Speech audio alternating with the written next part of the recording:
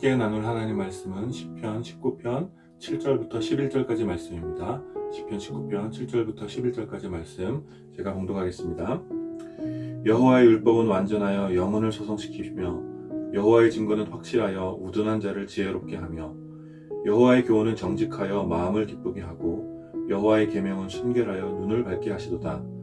여호와를 경외하는 도는 정결하여 영원까지 이르고 여호와의 법도 진실하여 다 의로우니 금 곧 많은 승금보다 더 사모할 것이며 꿀과 송의 꿀보다 더 달도다. 또 주의 종이 이것으로 경고를 받고 이것을 지킴으로 상이 크니이다. 아멘. 오늘 이 본문을 중심으로 시편 말씀 나눔 11번째 시간 완전한 말씀이라는 제목으로 여러분들과 함께 은혜를 나누기 원합니다. 요새 DIY 제품들이 많이 나오면서 간단한 가구 같은 것들은 이제 직접 조립하는 사람들이 많아졌습니다. 저희 집에도 제가 직접 조립한 가구들이 몇 개 있는데 대부분 2, 4 제품으로 좀 저렴하게 산 것들입니다.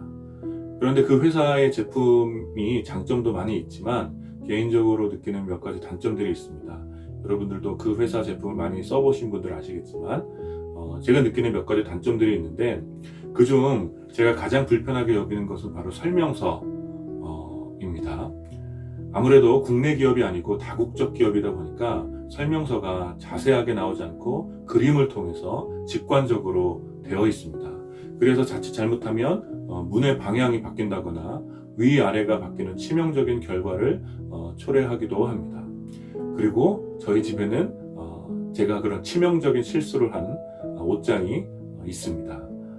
거의 다 만들고 나서 방향이 잘못된 것을 깨달았는데 그때 정말 갑자기 막 짜증이 올라오면서 엄청 땀을 뻘뻘 흘렸던 기억이 있습니다.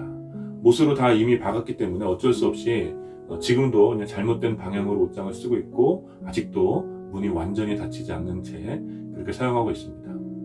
물론 저의 부주의함도 있지만 일단 그 설명서가 너무 헷갈리게 되어 있기 때문에 아마 누구나 그런 실수를 할 가능성이 많이 있을 것 같습니다. 변명이 길어지는데 아무튼 개인적으로 그 회사는 제품의 설명서가 너무 어렵다고 생각합니다. 사실 설명서의 역할은 앞으로 어떻게 일을 진행해야 할지, 또 일의 선후관계가 무엇인지, 또 제대로 된 방향이 무엇인지, 지금 무엇을 해야 하고 무엇이 필요한지를 정확히 알려줘서 또 완성에 대한 확실한 그림을 그려줄 수 있도록 해주는 것이 바로 설명서의 역할이죠. 그래서 좋지 않은 설명서, 안 좋은 설명서는 완성을 향해 가는 진행 과정을 어렵게 만들고 복잡하게 만들지만 그래서 어떤 경우 잘못된 결과물을 가져오게 하지만 좋은 설명서는 완전을 향한 진행 과정을 아주 밝히 또 선명하게 보여주고 지금 무엇을 해야 하는지 무엇이 필요한지를 정확히 알려줍니다. 그래서 좋지 않은 설명서를 보게 되면 머리가 복잡해지고 종종 짜증이 나고 어떻게 해야 될지 엄두가 나지 않지만 좋은 설명서는 머리를 맑게 해주고 일을 진행하고 싶게 만드는 그런 욕구를 불러일으키기도 하지요. 그리고 오늘 우리가 함께 읽은 본문에도 우리의 인생에 있어 가장 좋은 설명서가 있음을 알려주고 있습니다. 오늘 함께 읽은 시편 19편은 많은 이들에게 사랑을 받는 다윗의 시이지요. 오늘 이 시편 19편은 크게 두 부분으로 나눌 수 있는데 1절부터 6절까지는 자연 가운데 나타나는 하나님의 계시를 말하고 있고 또 우리가 함께 읽은 7절부터는 율법, 곧 말씀을 통한 하나님의 특별 계시를 노래하고 있습니다. 사실 정확히 말하자면 오늘 이 시편 19편에서는 계시라는 말은 나오지 않습니다. 그럼에도 많은 신학자들은 오늘 시편을 하나님의 자연 계시와 특별 계시를 노래하고 있는 다윗의 시라고 말합니다.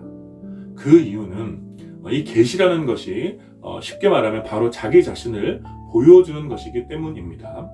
즉 하나님께서는 자연을 통해서 하나님 자신을 보여주시며 또 율법, 곧 말씀이라는 특별한 방법을 통하여 하나님 자신을 보여주신다라는 것입니다. 이것이 바로 자연 계시 또 특별 계시인 것이죠. 삼위일체 하나님께서는 우리와 사귐을 갖기를 원하시기 때문에 당연히 우리가 하나님을 알게 되기를 원하십니다. 서로 알아야지, 서로 친밀하게 알아야지 사귐을 갖게 되는 거 아니겠습니까? 그래서 하나님께서는 자기 자신을 하나님의 백성들이 알게 되기를 원하시는 것이죠. 그래서 하나님은 자연을 통해 자기 자신을 계시하시고 말씀을 통해 특별히 자신을 우리들에게 알려주시는 것입니다. 그러나 죄로 인해 눈과 마음이 닫힌 사람들은, 하나님을 사랑하지 않는 사람들은 하나님이 자신을 보여주셔도 보질 못하고, 또 더 정확히는 보려고 하지 않죠. 하나님께서 자신을 충분히 보여주고 계신데 하나님을 보려고 하지 않습니다. 마치 관심이 없는 이성의 구애를 매몰차게 거절하는 것처럼, 일부러 보고도 못 본 척하는 것처럼, 때로는 그 구애를 아주 혐오하고 굉장히 싫어하는 것처럼, 죄 안에 머무르는 사람들은 창조세계와 말씀 가운데 충만하게 드러내시는 하나님의 마음, 하나님의 영광, 하나님의 보여주심을 외면하는 것입니다. 그러나 오늘 시편에서 다윗은 창조세계의 광활함과 놀라운 질서를 바라보면서 하나님의 영광과 언약의 신실하심을 발견하고 이를 노래하고 있는 것입니다. 다윗이 바라본 하늘은 하나님의 빛나는 영광을 가득 담고 있었고, 다윗이 살아온 하루의 반복은 하나님의 언약의 신실하심을 보여주는 증거였으며, 또 하루 온종일 움직이는 태양의 모습은 창조세계 전체를 감싸는 하나님 사랑의 충만함을 보여주는 것들이었습니다. 이를테면 다윗에게 이 모든 자연은 하나님의 영광과 신실하심과 사랑을 선명하게 보여주는 일종의 하나님을 향한, 또 하나님에 대한, 또 이 세계에 대한 좋은 설명서였던 것입니다. 그리고 이어지는 오늘의 본문에서 다윗은 여호와의 율법을 특별히 노래합니다. 여러분들, 제가 몇 번 말씀드렸다시피 유대인들은 이 율법의 민족이었기 때문에 다윗 시대의 사람들에게 율법은 이미 익숙한 내용들이었습니다. 유대인들에게 율법은 일종의 헌법이었고 종교의식이었고 문화였습니다. 그래서 유대인들에게 율법은 어떤 특별한 의미가 있는 것이 아니라 유대인의 삶을 구성하는 일종의 사회 제도처럼 그렇게 여겨지던 것이었죠. 그런데 다윗은 오늘 그 율법을 묵상하며 특별한 무언가를 노래하고 있는 것입니다. 많은 유대인들이 율법을 규범이나 종교의식이나 사회 제도로 여기고 있을 때 다윗은 이 율법을 통해서 하나님을 발견하고 하나님을 노래하는 것입니다. 다윗이 볼 때 율법은 단지 유대 사회의 종교와 문화를 구성하는 어떤 제도 정도가 아니라 사람의 영혼을 살리는 것이고, 어리석은 인생에 참된 지혜를 가져다 주는 것이었고, 참된 기쁨과 정결한 삶을 살도록 하며 영원한 진리되는 것이 바로 율법, 곧 하나님의 말씀이었다는 것입니다.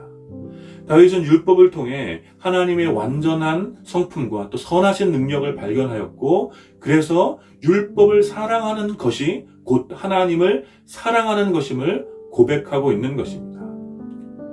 그래서 수많은 황금이나 그 어떤 달콤한 꿀보다도 여호와의 말씀이 가치가 있고 달다고 고백하는 것이죠. 왜냐하면 그것은 단순한 어떤 규범이 아니라 아주 사랑스러운 것이기 때문에, 율법 자체가 바로 율법을 사랑하는 것이 하나님을 사랑하는 것이기 때문에 율법을 대하는 태도, 또 율법을 바라보며 하나님을 향한 그런 어떤 달콤한 사랑의 고백이 나오는 것이죠.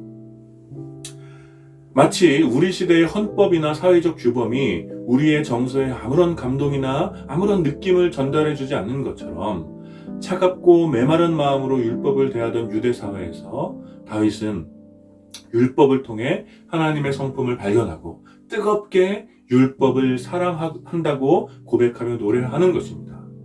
다윗이 이렇게 율법을 사랑하는 이유는 오직 그 율법 안에, 그 말씀 안에만 생명이 있고 완전한 지혜가 있으며 참된 기쁨이 있고 다윗의 삶을 정결하게 지켜주고 큰 죄에서부터 구원해 주시는 바로 진리가 바로 그 율법 가운데 있기 때문이었습니다. 다윗에게 율법은 그래서 자신의 삶과 또 삶 속에서 만나는 모든 상황과 또 기쁨과 지혜의 원천과 또 영원한 진리에 이르도록 가르쳐주는 가장 탁월한 설명서가 바로 율법이었던 것입니다.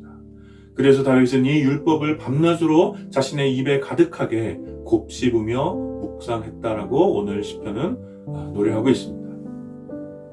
사랑하는 여러분, 오늘 이 다윗의 고백이 우리에게 어떤 도전을 가져다 줍니까?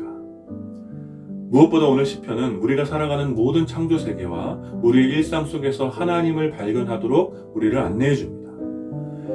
사람들은 자신의 삶과 또 자신이 추구하는 가치에는 지나치게 관심을 갖고 의미를 부여하지만 우리의 삶을 자신을 둘러싸고 있는 세계와 또 우리들의 삶 속에서 빠르게 흘러가는 시간과 또 흔하게 마주하는 세상의 다양한 존재들에 대하여 깊은 의미를 두려워하지 않습니다. 그래서 사람들은 이 모든 세계와 시간과 다양한 존재들 가운데 나에게 관련된 것, 나에게 의미 있는 것, 내가 좋아하는 것만 생각하며 그래서 끊임없이 나만 바라보는 것입니다. 그리고 이러한 관점, 바로 이러한 생각이 바로 끊임없이 나만 바라보도록 하는 이러한 관점과 생각이 이 시대가, 그리고 우리들의 시대가 우리에게 던져주는 삶에 대한 또 다른 설명서입니다. 사람들은 이 세상의 설명서에 따라 나를 통해 세상을 이해하려 하고 해석하려 하며 삶의 미래를 계획하며 오늘을 살아가려고 합니다. 그래서 내가 좋아하는 것과 싫어하는 것, 내가 관심을 갖는 것과 무관심한 것, 또 내가 갖고 싶은 것과 갖기 싫은 것, 내가 좋아하는 사람과 싫어하는 사람, 내가 듣기 좋은 이야기와 내가 듣기 싫은 이야기, 내가 편한 관계와 내가 불편한 관계, 나에게 은혜가 되는 말씀과 은혜가 안 되는 말씀, 이런 식으로 바로 내가 기준이 되어서 삶을 살아가는 것입니다. 그래서 결국 이 모든 것들을 통해 오로지 내가 좋아하는 것만 남게 되는 것이죠. 그리고 그 결과는 바로 우리가 오늘의 시대에서 바라보는 바와 같이 모든 것의 혼란과 지독한 타락만이 남겨지는 것입니다. 이것이 바로 잘못된 설명서가 우리에게 가져다주는 비참한 재앙과도 같은 결말입니다. 그래서 우리들은 우리를 둘러싼 모든 세계를 바라보며 하나님을 발견해야 합니다. 우리들은 다윗의 고백처럼 창조 세계 전체에 충만한 하나님을 끊임없이 발견하고 묵상해야 합니다. 여러분, 하나님께서는 우리에게 자신을 알려주시기를 누구보다 그 무엇보다 원하시는 분이십니다. 광대한 하늘이 하나님의 무엇을 가르쳐주고 있는지, 계절이 바뀌는 것이 하나님의 무엇을 가르쳐주고 있는지, 꽃이 피고 새싹이 돋는 이 봄이 하나님의 무엇을 가르쳐주는지, 오늘 하루 아침에 눈을 뜨고 또 호흡을 이어갈 수 있다는 것이 하나님의 무엇을 가르쳐주는지 우리들은 끊임없이 하나님을 발견하고 묵상해야 하는 것입니다. 또한 이 시대의 부패한 사람들의 모습이 하나님의 무엇을 가르쳐주는지, 또 이 파괴된 환경이 하나님의 무엇을 우리에게 보여주고 있는지, 이 시대의 수많은 결핍과 빈약함이 하나님의 무엇을 가르쳐주는지 우리들은 끊임없이 묻고 묵상하며 하나님을 발견해야 하는 것입니다. 그리고 그렇게 해서 발견하게 되는 하나님의 모습과 하나님의 성품과 하나님의 계획이 오늘 우리의 삶을 설명해 주도록 해야 하고, 그 하나님 안에서, 이 설명서 안에서 우리의 오늘을 해석하고 살아낼 수 있어야 하는 것입니다. 그래서 우리의 오늘에는 나만 남는 것이 아니라, 내가 남는 것이 아니라 하나님의 충만하심과 그의 사랑 가운데 거하는 하나님의 자녀로서의 나를 발견할 때 우리들은 하나님의 영광의 빛에 이끌리는 삶이 무엇인지를 비로소 경험하게 될 것입니다. 그러므로 사랑하는 여러분, 이 모든 창조 세계에서, 여러분들의 평범한 일상에서, 또 매일 반복되는 삶의 환경에서 자신을 보여주시는 그 하나님을 발견하시기를, 그리고 그 하나님이 여러분의 하루 삶의 설명서가 되시기를 축복합니다. 또한 우리들은 오늘의 시편을 통해서 말씀이 우리에게 어떤 의미와 가치가 있는지 다시 한번 생각하게 됩니다. 하나님의 말씀은 단지 우리 삶의 종교적인 언어나 기독교적인 문화나 또 삶의 규범으로만 머물러 있어서는 안 되는 것이지요. 하나님의 말씀은 우리의 삶에 더 큰 의미와 가치가 있는 것입니다. 그 말씀이 저와 여러분들을 살리며 바로 우리에게 지혜가 되고 또 정결하고 순결한 삶을 살 수 있도록 우리를 이끌어가며 우리의 기쁨과 진리의 원천이 되는 것입니다. 따라서 말씀을 묵상하고 대하는 것이 우리의 영원한 생명과 직결되어 있음을 우리는 늘 두려운 마음으로 기억해야 합니다. 하나님의 말씀이 우리에게 주는 지혜는 세상의 그 어떤 지식이나 정보보다 탁월하며 우리를 가장 안전하고 좋은 곳으로 이끌어감을 우리들은 믿어야 합니다. 하나님의 말씀은 우리가 세상에서 어떻게 살아가야 하는지, 죄의 결과의 참혹함과 악한 시대에서 어떻게 우리의 마음과 행동을 지켜야 하는지 가장 정확하게 우리에게 알려주는 것입니다. 하나님의 말씀은 이 결핍과 폭력의 시대 속에서 우리의 기쁨이 무엇이며 또 그 기쁨을 어떻게 누릴 수 있는지, 우리의 자유와 풍성함이 무엇이며 그것을 어떻게 누릴 수 있는지를 알려주는 바로 유일한 길이 하나님의 말씀입니다. 따라 사랑하는 여러분, 우리들은 정말 마음을 다해 하나님의 말씀을 사모하며 그 말씀을 묵상해야 합니다.